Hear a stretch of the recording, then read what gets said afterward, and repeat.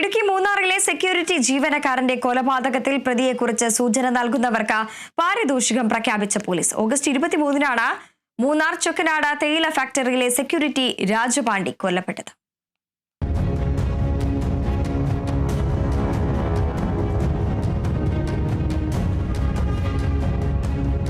കൊലപാതകം നടന്ന് 10 ദിവസങ്ങൾ പിന്നിട്ടിട്ടും പ്രതിയെക്കുറിച്ച് വ്യക്തമായ സൂചന ലഭിക്കാതെ വന്നതോടെയാണ് വിവരം കൈമാറുന്നവർക്ക് പോലീസ് 25,000 രൂപ പാരിതോഷികം പ്രഖ്യാപിച്ചത്.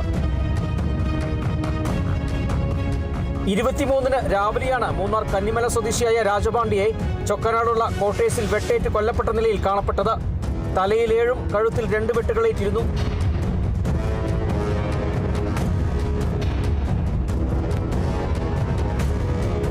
മൂന്നാർ ഡിവൈഎസ്പിയുടെ നേതൃത്വത്തിലുള്ള 18 പ്രത്യേക സംഘമാണ് അന്വേഷണം നടത്തുന്നത്.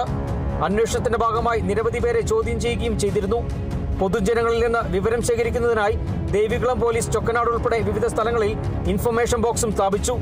എന്നാൽ ഇതുവരെയും പ്രതിയിലേക്ക് നീളുന്ന കൃത്യമായ ഒരു സൂചനയും ലഭിക്കാതെ വന്നതോടെയാണ് വിവരം കൈമാറുന്നവർക്ക് പാരിതോഷികം പ്രഖ്യാപിച്ചത്. വിവരം നൽകുന്നയാളുടെ പേരുവിവരങ്ങൾ പോലീസ് രഹസ്യമായി സൂക്ഷിക്കും. Bineesh Antony, Kerala vision news, Idukki.